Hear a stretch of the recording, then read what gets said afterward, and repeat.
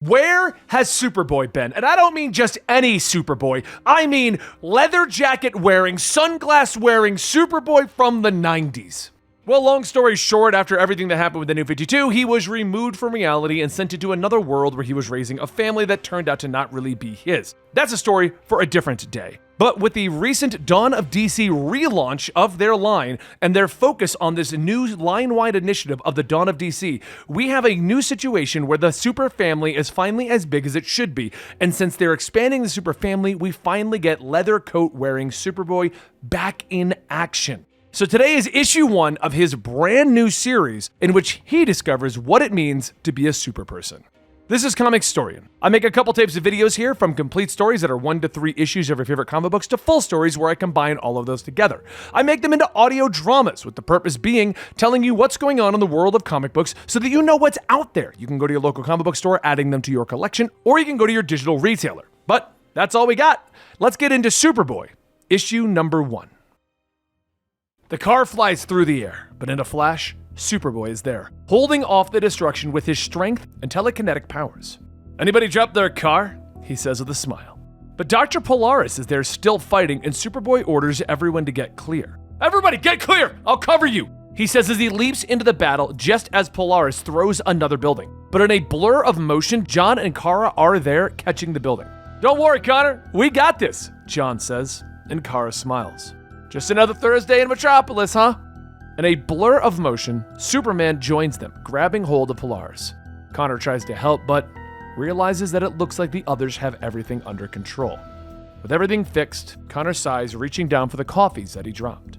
"Hey, I gotta get the coffee back to Ma and Pa. Promised them Metropolis's finest this morning." The others seem confused as he floats away. Back over at the Kent farm, Ma and Pa Kent thank Connor for the coffee. "You really didn't have to go to all the trouble, Connor." They try to remind him, but Connor tells them that he didn't mind. Though he has noticed that Metropolis is getting a little crowded with the super family flying around. He isn't sure where he fits into this new world after having been brought back. Ma Kent hugs him around the shoulder. "You just need to find your place, that's all," she tells him, explaining that even Clark had to go to Metropolis, that he was too big for Smallville and needed to find his place in the world. So Connor opens up his eyes, realizing that they're right, and he suddenly leaps into the air. "There's something I gotta do. I'll be back later, don't wait up," he shouts as he flies away. He later finds himself at the Fortress of Solitude, asking Keelix to show him all of the distress signals going on around the world. The Kryptonian robot does just that, but also shows him that the other heroes are already dealing with the high-level threats. And Connor ponders for a moment. "Can you show me the galactic distress signals?" he asks, and a massive map of the galaxy appears, showing thousands of distress signals. "Whoa," Connor gasps, pointing to one that is flashing the strongest, and Keelix explains that the world is under attack by the Dominators. Connor turns away with a smile. "Are there any starships in storage? Teleporters?" he asks, and Keelix explains that Clark keeps a teleportation bracelet that he took from a bounty hunter, but it was deemed too dangerous. Connor waves him off. "Perfect! Someone there needs my help, Keelix. I think it's time for a road trip." He pulls the bracelet on, grabbing a bag, and he has Keelix program a return point to the fortress for him before disappearing. In the blink of an eye, he appears in the distressed world, shocked to find the alien species is running away from him, believing that he is one of the Dominator's soldiers. "All right, folks, if this thing is translating correctly, I'll help you guys get to safety. And if I'm speaking gibberish, just keep running and I'll cover you," Connor says. He drops his bag, cracking his knuckles with a smile, and he quickly leaps into the air, starting the battle. He destroys the Dominator ships and covers the aliens. But as more aliens run towards him, Connor suddenly blocks a massive energy attack. He looks up at the 3 approaching aliens. "The name's Superboy. These people are under my protection, so please tell me you have a problem with that." The meta-aliens rush him. Connor quickly knocks them away until above them, a Dominator appears. "What luck! We are graced with one of Earth's so-called heroes. You should feel honored. Your world's metahumans inspired these creations," the Dominator calls out, offering Connor a chance to leave.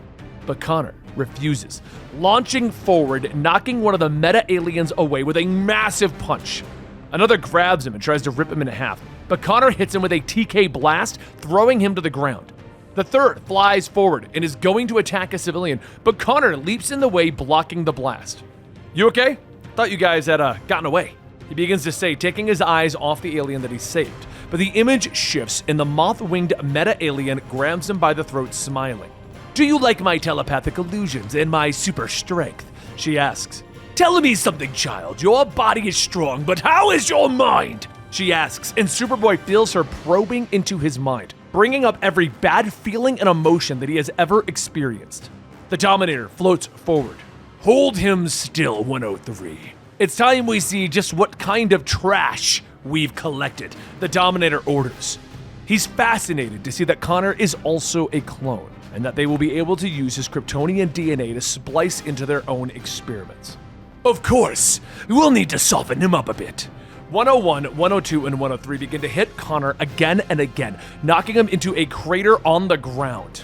But Connor finally pulls himself up, dusting himself off. Is that all? I thought you were gonna soften me up. He asks, but he suddenly turns to hear the civilians have finally escaped the city. Hey, wait, do you hear that? That's the sound of everyone's footsteps as they leave the city, which means I get to go all out. Superboy shouts, sending a TK blast that throws the metahumans away before leaping at them and hitting them with super strength. The metas are down, but the Dominator struggles to his feet.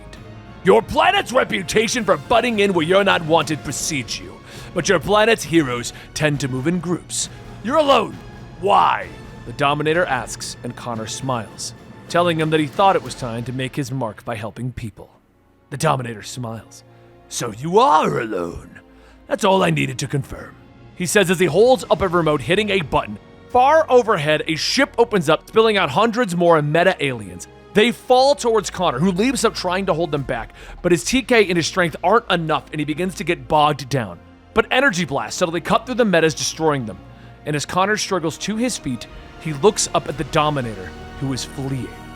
I figured it would only be a matter of time before they arrived. We'll continue our talk later, Kryptonian.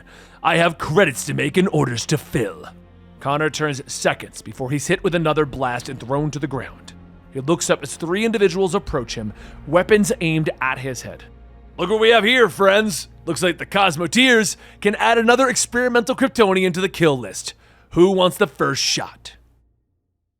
And that concludes the return of Superboy! Finally, Connor Kent is back. The one that we all knew when we were kids, the one that was around at the death of Superman. He is back and he is in action. And I love that they commented on the fact that there's too big of a super family now, that he feels like he's not needed, so they had to bring him elsewhere. But what do you think about the return of a leather jacket wearing Superboy? Because I'm excited to have him back in action.